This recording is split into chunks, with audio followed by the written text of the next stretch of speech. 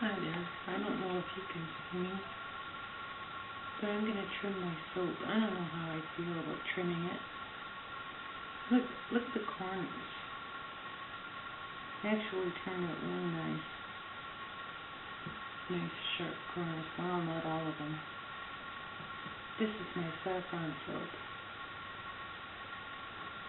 And I thought just taking the little corners off, personally, for my own use, I don't take them off. But some people worry about it, and I don't know. I don't know what more people like, but that does feel good in your hand, like that. And I didn't want to come on and just talk and not do anything, because I finally have a spare moment in here. Everything's quiet. Trent is off playing with his friends. Tim's busy. So I have a moment, so that's really nice. Nice and quiet in here. This saffron soap, I figured it would be a lot more yellow than what it is. I went and I bought this saffron. It's completely well ground, and I wrote the price right on it, $4.28. Which means it's probably not pure saffron. It's probably cut with calendula. But that's okay with me. Calendula is good for your skin too. I just use lots of it in my emulsion. Here's what the emulsion looks like. Quite a bit of yellow in there. I warmed up some grapeseed oil, and I put about a cup of oil, and I put 1.5 tablespoons, heaping of saffron into the oil, and I let it sit, and it sat in there for a couple of days before I used it to make this soap.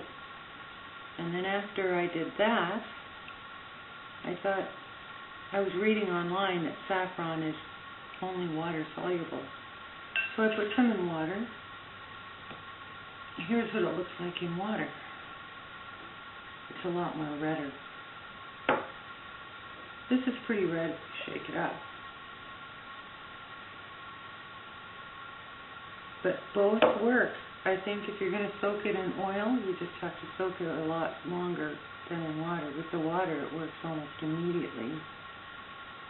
So maybe that's the way I should have went with this soap, but I put in the oil emulsion, and I also put in some powdered saffron, so it's mixed completely throughout. And I also put in some patchouli, and patchouli's got a very woody scent as well. It goes really nice with the saffron. I really like it. But some people don't like patchouli. Some people don't like saffron, but I like it. Anyway, here's my calendula.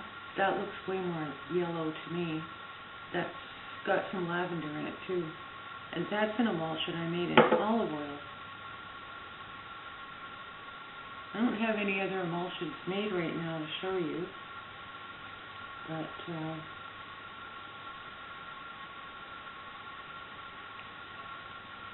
yeah, you'd think this took some concentration doing this. It would be nice if you could talk back. Have a conversation while I'm doing this. It's going to take me a while. I'm already missing a few bars out here, but I've got another big batch that I've got to trim. But soap trimming is kind of relaxing. It's kind of fun. I like it.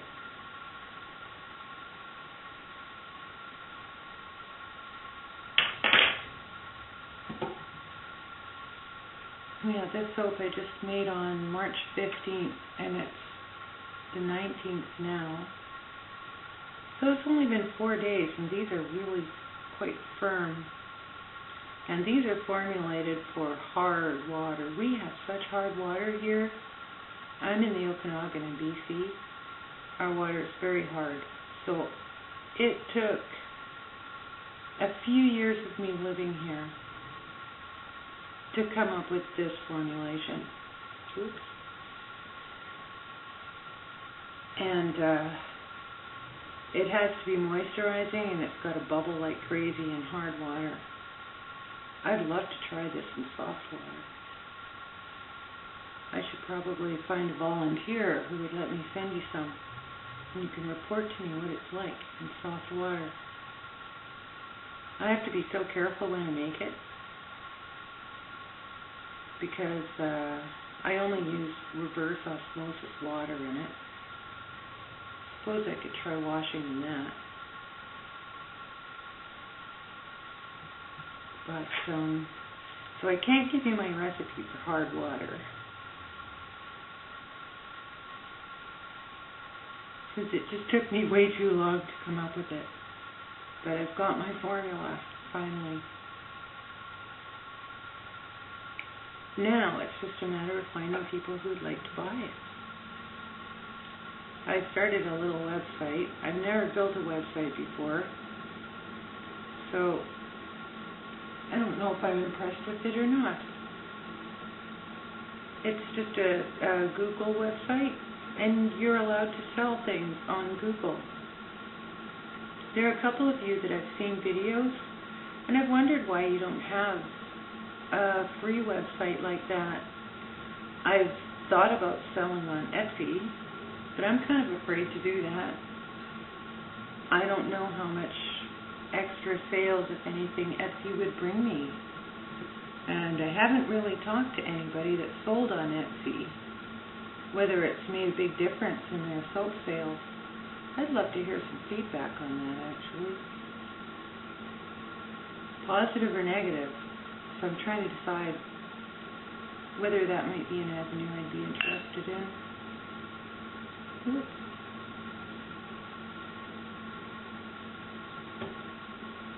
Missed all my little corners.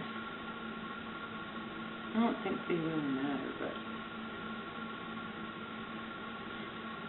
See, talking and not paying attention to what I'm doing.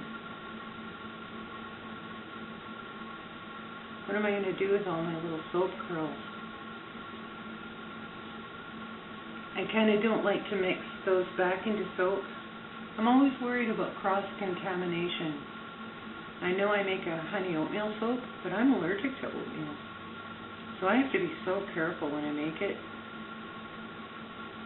So I guess I'm ultra sensitive to possible cross-contamination of anything. So I only work with one type of soap at a time. Make sure everything is so sterilized, because I know what happens to me if I handle the oatmeal. Doesn't matter if it's organic or not, because that's what I put in my soap. It's just organic, non-GMO.